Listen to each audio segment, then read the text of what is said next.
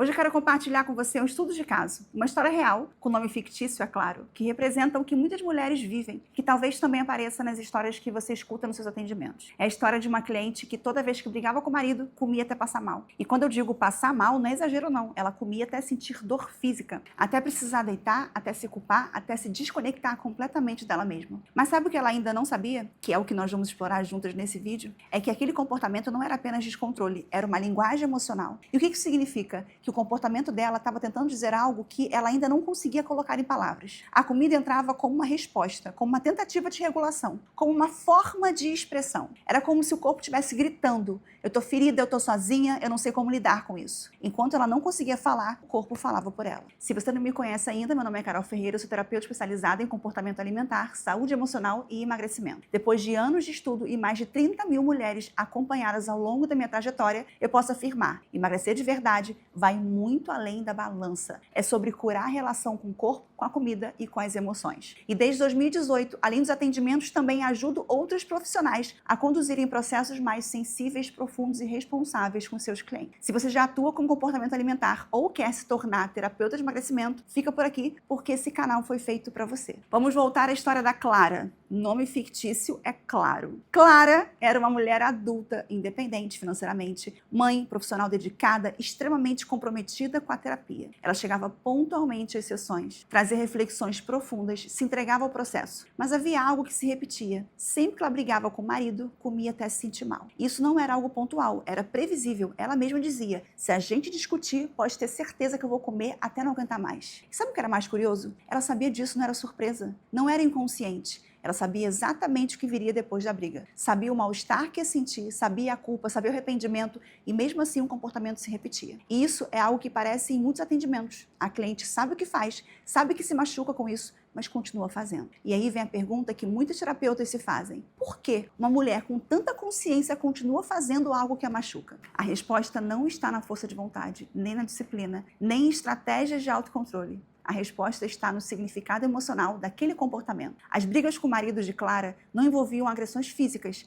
mas envolviam algo muito mais sutil e mais comum do que se imagina: indiferença, manipulação emocional, comentários que diminuíam quem ela era. Ela se sentia invisível, invalidada, pequena e, mesmo tendo consciência disso, não conseguia se posicionar, não conseguia se proteger emocionalmente, não conseguia sustentar o próprio valor diante daquele tipo de violência silenciosa. E aí entrava a comida. Comer era o momento em que ela se sentia tendo algum controle. Ela dizia: na comida, pelo menos, eu sou quem eu decido, eu faço o que eu quero. Era como se o prato virasse um lugar onde ela podia existir sem ser silenciada. Era ali que ela extravasava tudo o que não conseguia dizer. Era o espaço onde ela gritava, sem precisar usar a voz. Era o momento em que ela se punia e se protegia ao mesmo tempo. Você já atendeu alguma cliente assim? Que come como forma de protesto, de defesa ou até de desabafo silencioso? Conta aqui nos comentários. No caso da Clara, a compulsão alimentar era uma forma de protesto, mas também era uma tentativa desesperada de cuidado. Era como se ela dissesse: eu não posso contar com ninguém, mas pelo menos eu posso comer. Pelo menos isso me dá alguma coisa. E o mais forte era perceber que depois do episódio ela entrava num ciclo cruel de autodepreciação. Frases como: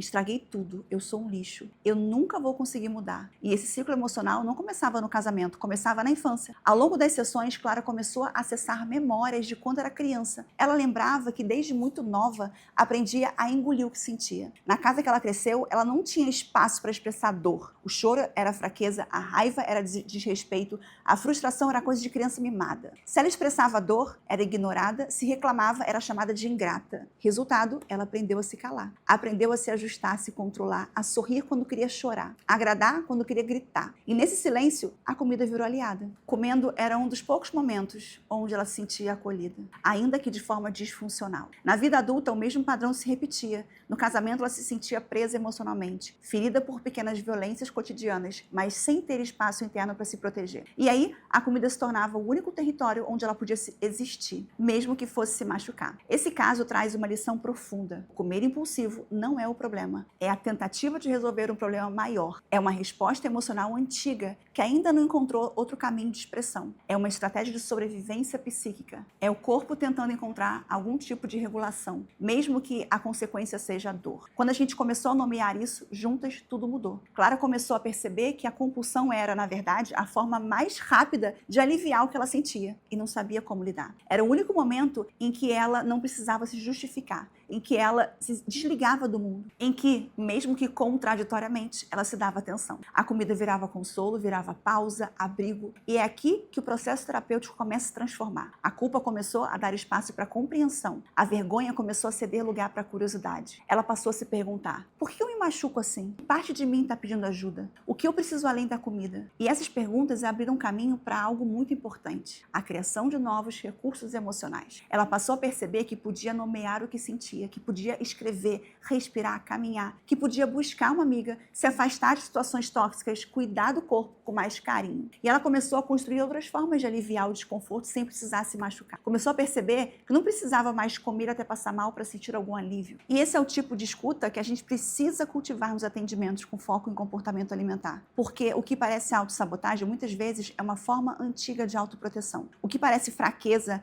é resistência emocional. O que parece descontrole é uma dor não verbalizada. Quando a terapeuta entende isso, a relação muda. A cliente para de ser vista como alguém que não consegue e passa a ser vista como alguém que ainda não aprendeu outro caminho. E aí a gente entra com cuidado, com recursos, com acolhimento. A gente não apaga o comportamento, a gente escuta o que ele está tentando dizer. E aos poucos, com segurança e vínculo, a cliente aprende a fazer diferente, sem se agredir. Essa transformação não acontece da noite para o dia, mas ela começa com uma escuta que valida, que não julga, que entende que comer demais não é falta de força de vontade, é linguagem emocional, é uma dor que precisa de tradução. Se esse conteúdo te tocou, compartilha com outros profissionais que também atuam com o comportamento alimentar. Vamos juntos fortalecer uma escuta mais humana, mais ética e mais conectada com a história que a cliente traz. Se você quer se aprofundar nesse trabalho, se inscreve aqui no canal e me acompanha por aqui. Tem muito conteúdo novo vindo por aí. E as inscrições para a formação de terapeuta do emagrecimento já estão abertas. Se você quer se especializar ou evoluir nos seus atendimentos, aprender a conduzir processos de emagrecimento com